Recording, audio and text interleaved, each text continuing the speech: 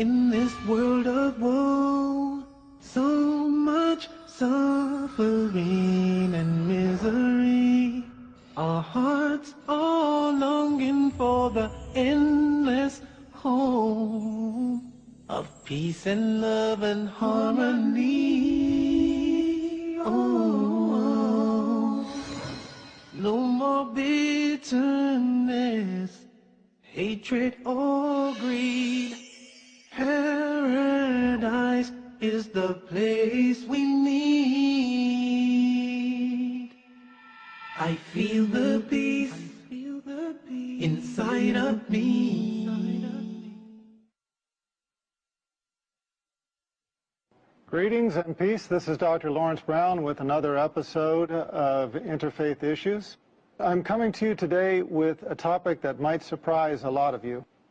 And that is that today I'm going to talk about how I became Muslim. Through these talks and through my other works, a number of people have approached me and asked how I became Muslim and why.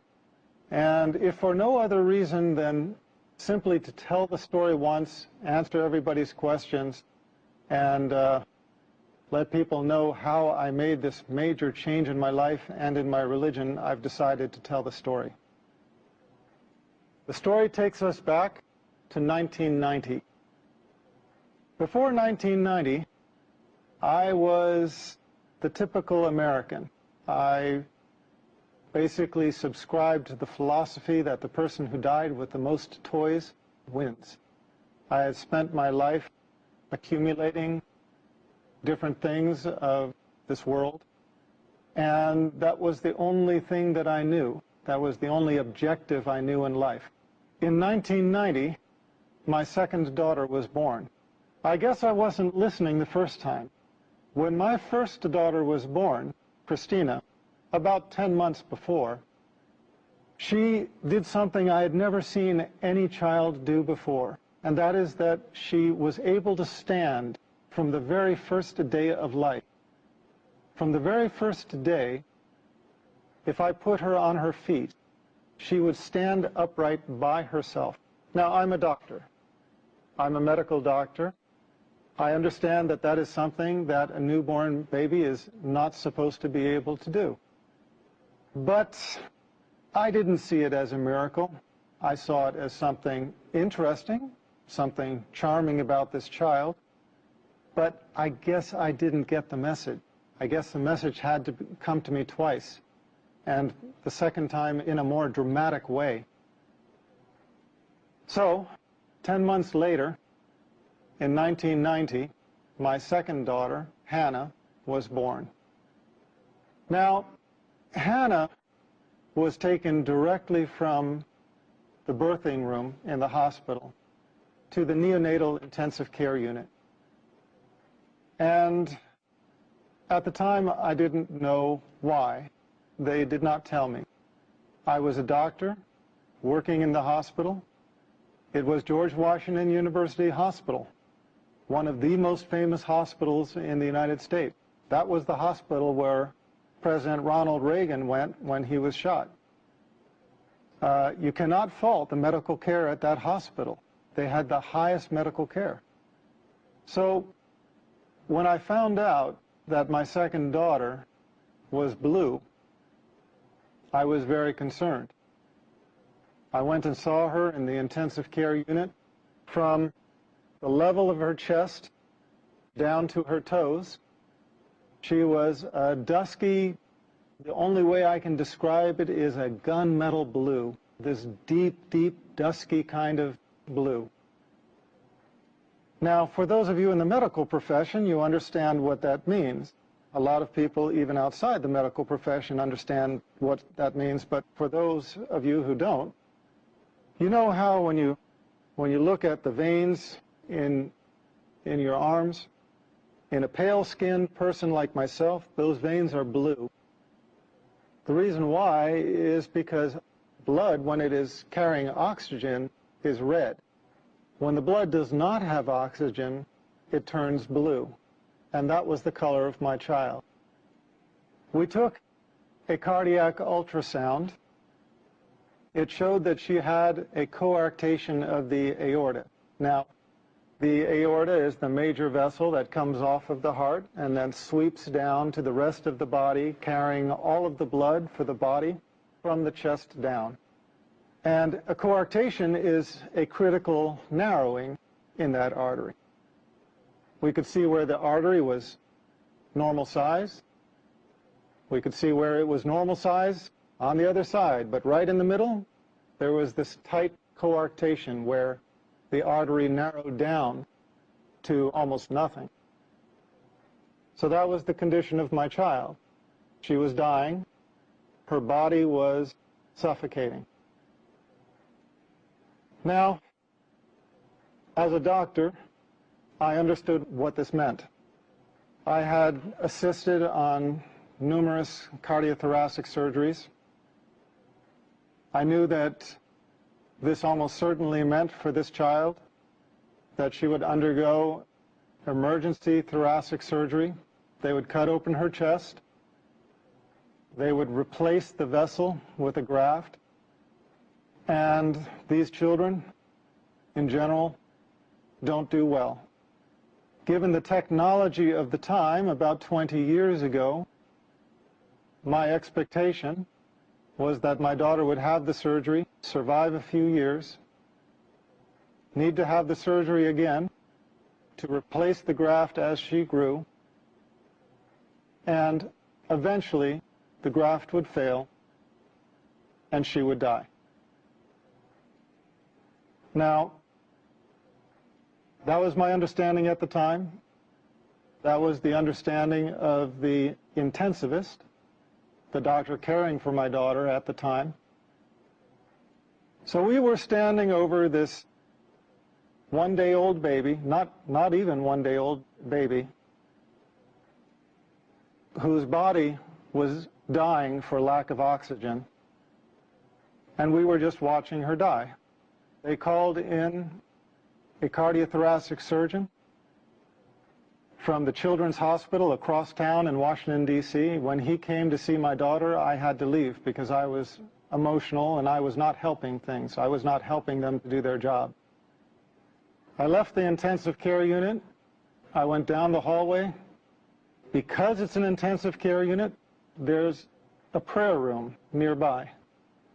Now, I remember very clearly walking into that room and praying for the first time in my life with sincerity. And I remember it because I had never prayed with sincerity before.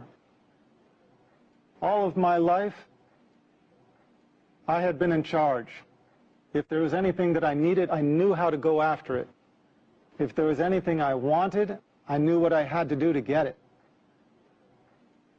I had never been in the position in my life where I faced a situation that I felt I couldn't handle it, where I knew that I was helpless. Now, a lot of people think that I came to Islam through Christianity. In a way, that's true, and I'll come to that. But at the time, it was not. I was never, at any time in my life, Christian. I used to be atheist. I was one of those who denied the existence of God. In fact, I tried to argue people away from believing in God. When I went into that prayer room, I remember one thing hit me right away, and that is that it was just a prayer room. There were no crosses, no crucifixes, no statues. There were no religious symbols at all. And immediately, I felt it was the right place to be. But because I was atheist, I prayed a prayer which I have since come to know is a little bit infamous. It's a kind of a weak prayer, but it has its strength. And that prayer is, "Oh God, if you are there." You have to remember, I had spent all of my life denying God, denying His existence. At that moment, I realized there was nothing I could do there was nothing in my worldly power to help this child. And I knew that the only power, if it did exist, that could help my child was the Almighty. So the only way I could pray was to pray, "Oh God, if you are there." And I admitted, I was honest. I said, "I don't know if you're there or not. But if you are there, I need help." And I made a deal. I made a promise. I asked God if He saved my daughter, and then if He guided me to the religion that was most pleasing to Him, that I would follow. And I remember those words precisely, asking Him to guide me to the religion that was most pleasing to Him and promising to follow. Well, I had been away for maybe 15 minutes. I walked back to the intensive care unit. When I entered the unit, the doctors were huddled around my daughter like a football team in the huddle. They were on the other side of the room at one end. When I walked in, they looked up at me, and I could see something had changed. When I walked up to them, the cardiothoracic surgeon just looked me in the eye and said she was going to be okay. The doctors around me did not understand it. He went on to give an explanation. He started talking about a patent ductus arteriosus and how he explained the fact that my daughter was going to be okay. And I looked around at the other doctors' faces, and I realized that I was not the only one that did not buy that explanation. And I realized that although that explanation worked for him, it just simply didn't work for me. I had prayed with sincerity for the first time in my life, and I could only believe that this was the hand of my Creator. We took an ultrasound before that showed this life-limiting condition. We took an ultrasound after, and she was completely stone-cold normal. She never had surgery. She never had medicine. She just went to becoming a completely normal child. As a matter of fact, she entered college this year. When I saw this miracle, I realized I had made a promise. And I realized that if I did not fulfill that promise, I would be blameworthy. So I started searching.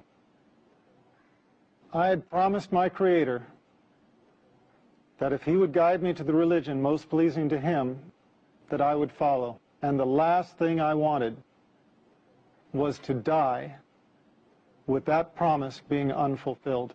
I would love to continue and finish the story all in one go, but we have an obligation to our sponsors, and so I ask you to be patient, bear with us.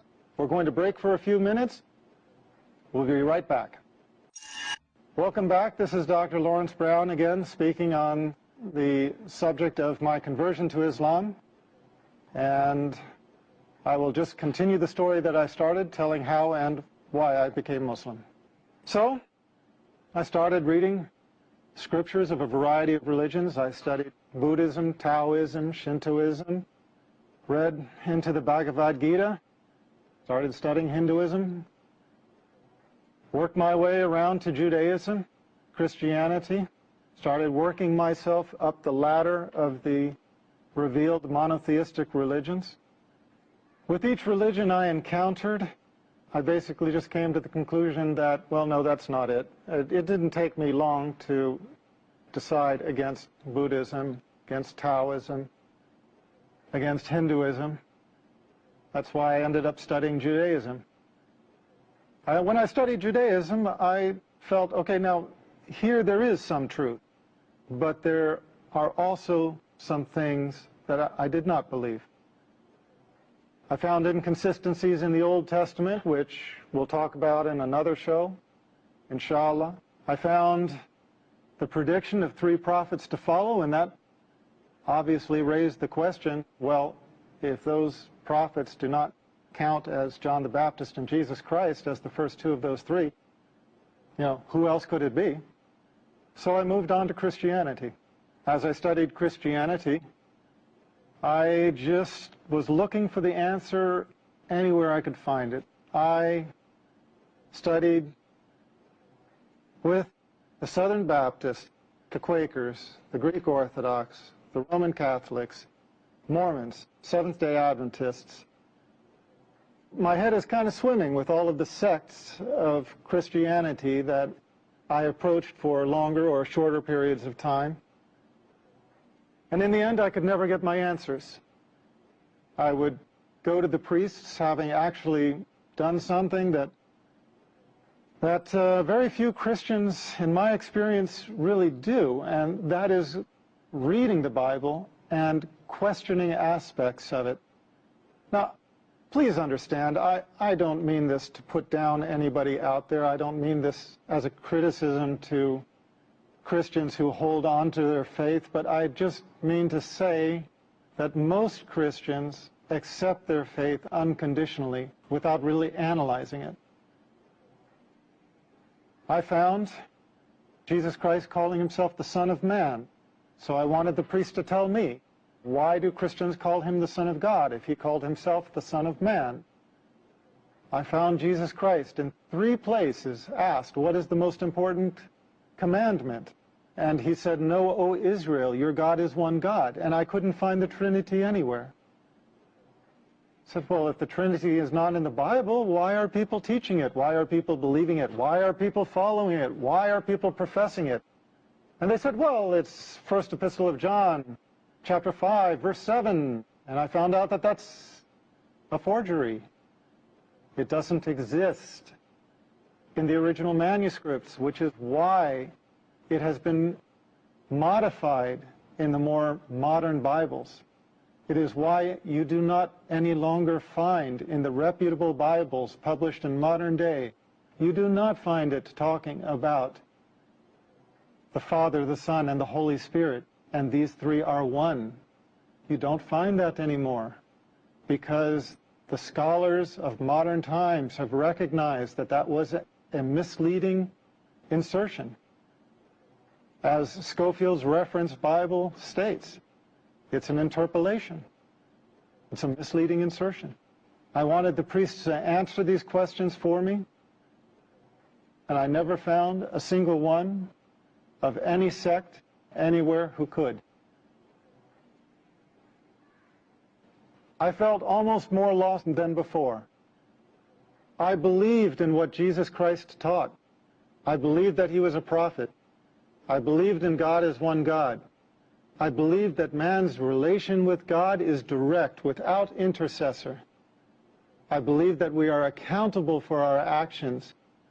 I could not believe that we carried the taint of original sin, a sin that we never committed. I was at odds with Trinitarian theology, but I was in agreement with everything Jesus Christ taught. And I found these 2 to be different. And no priest could explain this to me. For a couple of years, I was searching, not finding anything, because in the West, in America, really about the last religion most people even think to consider is Islam. It wasn't until I learned about Islam, about the Prophet Muhammad, peace be upon him, that everything suddenly made sense. Everything fell in place. The Old Testament's prediction of 3 prophets to follow, John the Baptist being 1, Jesus Christ being 2. Who is the 3rd? The prophet of Islam, Muhammad, peace be upon him. Everything else fell in place. All of the teachings of Jesus Christ, his teaching that God is one, his teaching that the prophets, including himself, were men, his teaching that we are directly accountable to God without intercessor, No saints in the way, no priests that you have to make confession to or seek absolution from. No, our account is directly to God, without intercessor. And I found the consistency in the creed throughout the chain of revelation. This was my reason for embracing Islam. I found in Islam the answer to my search in the continuity of the chain of revealed revelation. I found Islam as the conclusion in the chain of revelation. Now, that's my story. It's a very personal story, and maybe nobody benefits from it except for me. But it seems like everybody has a testimonial. And God guides who He wills. And if you are sincere, He will guide you to the straight path. But if you have some disease in your heart, if you have some insincerity, if you have some desire for the world where you do not put God as your priority, you can easily fall into this trap. You start out thanking God and you end up directing your worship to an element of His creation, worshiping the creation instead of the Creator. A few years later, as a doctor, I had a patient who had a son who was born with a lethal heart problem. It looked like he was going to die. She prayed to God. She asked for God to save her child, and she promised. Her child got better, the same as mine had. And you know what? She didn't keep her promise. She went back on it. And I guess that kind of concludes my story, because when I saw that, I realized that I didn't become Muslim because I'm so smart, because I figured it out, whereas somebody else maybe didn't. No. Here was this woman in the exact same situation. She was praying for the salvation of her child with a lethal heart defect, just as I had had a child with a lethal heart defect. And what was the difference between the two of us? The difference was simply that Allah guided me to Islam and made me sincere. And for whatever reason, she did not. She failed in her test. If there was one message I would send to the audience, it is just this. We come to the religion of truth not on our own, except as we ask for it. Allah guides those who He wills. Pray to Allah by whatever name you know Him. Pray to the Creator with sincerity. Ask Him to guide you in your heart and in your mind to the religion of truth and to make you pleased with it. And you will find, if you are sincere, and if Allah answers your prayer, you will find that the religion of truth enters your heart. And inshallah, you will join us as a brother or sister in Islam. Thank you for being my audience on yet another episode, Interfaith Issues. We will continue again, inshallah, and I look forward to being with you then. Peace, and may God be with us all. I feel the peace, inside of me, of complete tranquility. I remember Allah, He remembers me. Feel the peace, feel the breeze.